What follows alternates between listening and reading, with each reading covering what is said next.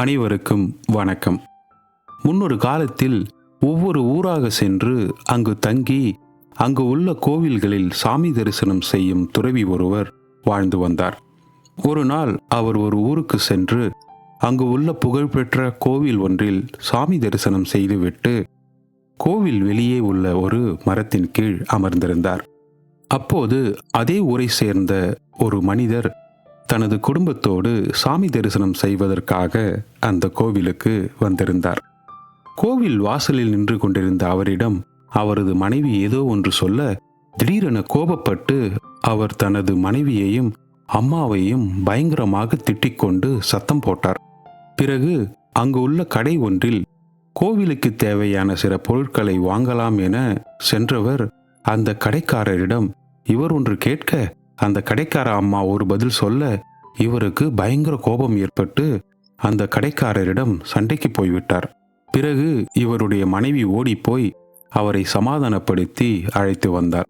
பிறகு அவர் எரிச்சலும் கோபமும் கலந்த முகத்துடன் தனது குடும்பத்தை அழைத்து கொண்டு கோவிலுக்குள் சென்றார். இதை அனைத்தையும் மரத்தின் கீழ் அமர்ந்திருந்த துறவி கவனித்துக் கொண்டிருந்தார். பிறகு சிறிது நேரம் கழித்து அவர் சாமி தரிசனம் செய்துவிட்டு தனது குடும்பத்தோடு வெளியே வந்தார். கோவிலின் வாசலை அடைந்த அவரிடம் அந்த துறவி, தம்பி, நாம் கோவிலுக்கு வருவதே நமது அமைதிக்காகவும் மன நிம்மதிக்காகவும் தான். ஆனால் நீயோ கோவிலுக்கு வந்து இவ்வளவு கோபப்படுகிறாய். கோபப்பட்டு உன் தாய், மனைவி என்று கூட பார்க்காமல் அப்படி சத்தம் போடுகிறாய். அந்த கடைக்கார அம்மா என்ன சொல்லிவிட்டார்? அவரிடம் போய் அவ்வளவு சண்டை போடுகிறாய். இப்படி சிறு சிறு விஷயத்திற்கெல்லாம் கோபப்பட்டு கொண்டு அதே மனநிலையில் கோவிலுக்கு சென்று எப்படி உன்னால் மன நிம்மதியுடன் சாமி தரிசனம் செய்ய முடியும்? நீ கோவிலுக்கு வந்தும் எந்தவித பயனும் இல்லாமல் போய்விட்டதே. ஒவ்வொரு விஷயத்திற்கும் நீ கோபப்பட்டு மற்றவர்களிடம் சண்டைக்கு போனால் உனக்குத்தான் நஷ்டமே தவிர அவர்களுக்கு இல்லை. உன்னுள் ஏற்படும் கோபமானது உன்னையே அழித்துவிடும். எனவே கோபத்தை அடக்கி உனது கட்டுப்பாட்டுக்குள் வைத்துக்கொள்ள முயற்சி செய் என்றார் அந்த துறவி. அதற்கு அந்த மனிதர், ஐயா, நீங்கள் சொல்வதெல்லாம் சரிதான். ஆனாலும் எனது கோபத்தை என்னால் கட்டுப்படுத்தவே முடியாது. யாராவது என் பேச்சை கேட்கவில்லை என்றாலோ எனது கருத்துக்கு மாற்று கருத்து தெரிவித்தாலோ எனக்கு பயங்கர கோபம் வந்துவிடும். அதுவும் ஒரு சிலர் ஏதாவது பேசினாலே எனக்கு அவர்கள் மேல் கோபம் வந்துவிடும். பிறகு அவர்களுடன் சண்டைக்கு போய்விடுவேன். இதனால் ஒரு சிலர் எனது பெயரை கேட்டாலே, ஐயோ, இவன் பயங்கர கோபக்காரன் என்று விலகி ஓடிவிடுவார்கள் என்று பெருமையாக கூறினார். அதற்கு துறவியும், ஓ, நீ அவ்வளோ பெரிய கோபக்காரனா என்றார். அதற்கு அவர், ஆமாம், எனக்கு கோபம் வந்தால் யாரென்று கூட பார்க்க மாட்டேன் என்று கூறினார். அதற்கு துறவி, சரி, நீ உன் குடும்பத்தை வீட்டுக்கு அனுப்பிவிட்டு நீ மட்டும் என்னுடன் சிறிது தூரம் நடந்து வருகிறாயா என்று கேட்டார். அதற்கு அவர் சம்மதம் தெரிவித்தார். பிறகு அவரும் துறவியும் நடந்து பேசிக்கொண்டே சென்று கொண்டிருந்தார்கள். அப்போது அவர்களுக்கு பின்னால் குதிரையில் வந்து கொண்டிருந்த ஒருவன் அந்த மனிதர் மீது தெரியாமல் இடித்து விட்டான். அந்த மனிதர் கீழே விழுந்து விட்டார். கீழே விழுந்த அவருக்கு பயங்கர கோபம். எழுந்து நிமிர்ந்து பார்த்து அந்த குதிரைக்காரனை திட்டுவதற்கு முற்பட்டார். ஆனால் அந்த குதிரையில் வந்து இடித்தது அந்த நாட்டின் படைத்தலைவர். உடனே அவரின் கோபம் மறைந்து அந்த படைத்தளபதிக்கு வணக்கம் தெரிவித்தார். அந்த படைத்தளபதியோ எதுவும் பேசாமல் சென்று விட்டார். பிறகு அவரும் துறவியும் மேலும் நடக்க ஆரம்பித்தார்கள். சிறிது தூரம் சென்ற பிறகு அவர்களுக்கு எதிரே குதிரை வண்டியில் ஒரு சிலர் வந்து கொண்டிருந்தனர். அப்போது அந்த குதிரை வண்டியில் இருந்த ஒரு மனிதர் இவரை பார்த்து, ஏய், இங்க வா என்று அழைத்தார். இவரும் அருகில் சென்றார்.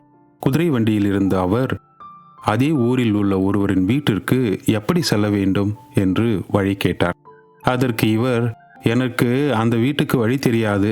நீங்கள் சொல்பவர் யாரென்றே எனக்கு தெரியாது என்று கூறினார். அதற்கு அந்த குதிரை வண்டியில் வந்தவர், ஏய், நீ இந்த ஊர் தானே?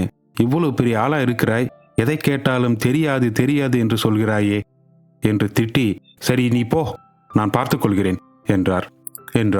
அந்த மனிதரும் எதுவும் பேசாமல் துறவியிடம் வந்துவிட்டார். துறவி அவரை பார்த்து, என்ன தம்பி, யார் இவர்? உன்னை மரியாதை இல்லாமல் பேசுகிறார்.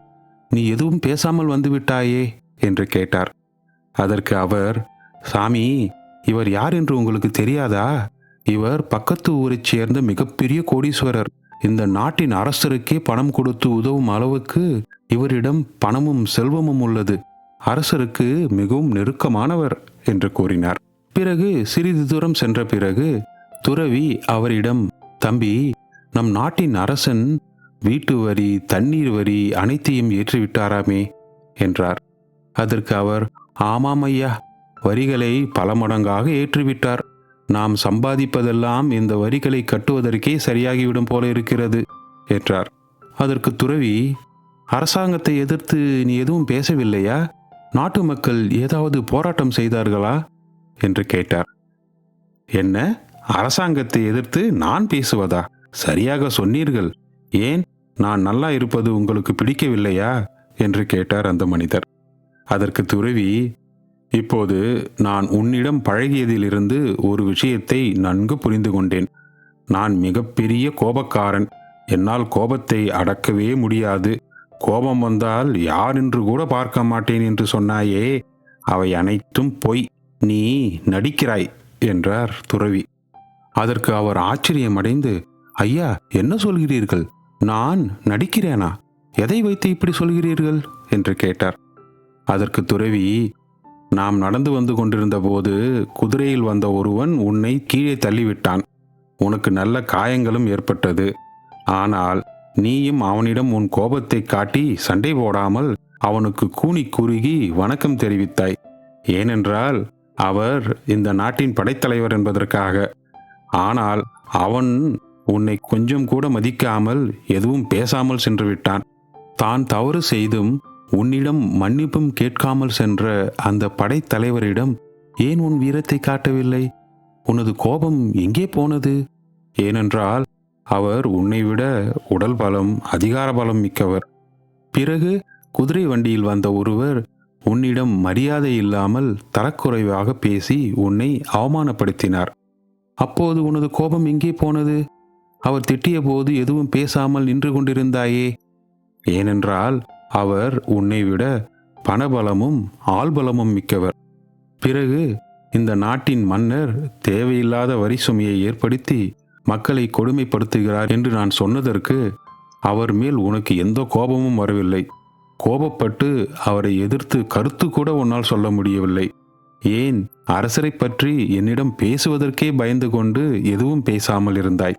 அதாவது உனது கோபத்தையும் வீரத்தையும் உன்னை விட பணபலம் உள்ளவர்களிடமோ, அதிகார பலம் உள்ளவர்களிடமோ, ஆள்பலம் உள்ளவர்களிடமோ, உடல் பலம் உள்ளவர்களிடமோ உன்னால் காட்ட முடியவில்லை. அவர்கள் மேல் தவறு இருந்தாலும் உனது கோபத்தை அவர்களிடம் காட்டாமல் கோழை கும்படு போட்டுக்கொண்டு நின்று விடுகிறாய். ஆனால் உன் வீட்டில் உள்ளவர்கள், உன்னை விட வசதி குறைந்தவர்கள், ஆள்பலம் இல்லாதவர்கள், பணபலம் இல்லாதவர்கள், உடல் வலிமை இல்லாதவர்கள் போன்ற இவர்களிடம் மட்டும் பயங்கரமாக கோபப்பட்டு உன் வீரத்தை காட்டுகிறாய். இவர்களிடம் மட்டும் உனக்கு கோபம் வரும். ஆனால் உன்னை விட வசதி படைத்தவர்களிடமும் அதிகாரம், ஆள்பலம் உள்ளவர்களிடமும் உனக்கு கோபம் வராது. அப்படியென்றால் நீ நடிக்கிறாய் என்றுதானே அர்த்தம்? என்னால் எனது கோபத்தை கட்டுப்படுத்தவே முடியவில்லை. நான் மிகப்பெரிய கோபக்காரன் என்று பெருமையாக சொன்னாயே. அந்த படைத்தலைவரிடமும் அந்த பணக்காரரிடமும் உனது கோபம் எங்கே போனது? அப்படியென்றால் உனது கோபத்தை நீ கட்டுப்படுத்த முடியும் தானே? உன்னால் கட்டுப்படுத்த முடிந்தது தானே? இனிமேலாவது நான் மிகப்பெரிய கோபக்காரன் என்று உனது கோபத்தையும் வீரத்தையும் அப்பாவி மக்களிடம் மட்டும் காட்டாமல் அனைவரிடமும் கோபத்தை தவிர்த்து அன்புடன் வாழ கற்றுக்கொள். உன்னை விட பணக்காரர்கள், அதிகார பலம் மிக்கவர்கள், உடல் பலம் மிக்கவர்கள், ஆள்பலம் மிக்கவர்கள் போன்ற இவர்களிடம் காட்ட முடியாத உனது கோபத்தை எதற்காக ஆள்பலம், பணபலம், உடல் பலம் இல்லாத அப்பாவிகளிடம் காட்டுகிறாய் என்றார் துறவி. துறவி கூறியதை கேட்ட அந்த மனிதர் வெட்கப்பட்டு தலைகுனிந்து, ஐயா, வாழ்க்கையில் எனக்கு ஒரு மிகப்பெரிய விஷயத்தை புரிய வைத்தீர்கள். மிக்க நன்றி. இனி நான் என் தவறை திருத்திக் கொள்வேன் என்று கூறிவிட்டு அங்கிருந்து கிளம்பினார். நண்பர்களே, இந்த கதையில் வருவது போல நம்மில் பலர் இருக்கிறார்கள். அவர்கள் தங்களுடைய கோபத்தையும் வீரத்தையும் தங்களை விட பணபலம் குறைவாக உள்ளவர்களிடமும், ஆள்பலம் இல்லாதவர்களிடமும், உடல் பலம் இல்லாதவர்களிடமும், அதிகார பலம் இல்லாதவர்களிடமும் காட்டுகிறார்கள். ஆனால் அவர்களை விட பணபலம், ஆள்பலம் உள்ளவர்களிடம் காண்பிக்க மாட்டார்கள். அவர்கள் தவறே செய்திருந்தாலும் அவர்களிடம் எதுவும் பேசாமல் கைகட்டி வாய்ப்புத்தி நின்று விடுகிறார்கள். அப்படியென்றால் அவர்களால் கோபத்தை கட்டுப்படுத்த முடிகிறது என்றுதானே அர்த்தம்? ஆகையால் நண்பர்களே, இந்த கதையில் சொல்வது போல் அடுத்த முறை உங்களுக்கு கோபம் வரும்போது அதை கட்டுப்படுத்த மிக எளிமையான வழி, நீங்கள் கோபப்படும் நபர் வலிமையானவரா எளிமையானவரா என்பதை ஒரு முறை நினைத்து பாருங்கள். உங்களுக்கு கோபம் வரவே வராது. ஏனென்றால் பெரும்பாலும் மனிதர்கள் கோபப்படுவது அவர்களை விட எளிமையானவர்களிடம் மட்டுமே. இந்த எளிய வழியை பயன்படுத்தி உங்களின் கோபத்தை கட்டுப்பாட்டுக்குள் கொண்டு வரும் முயற்சிக்கு எனது வாழ்த்துகள். நன்றி நண்பர்களே.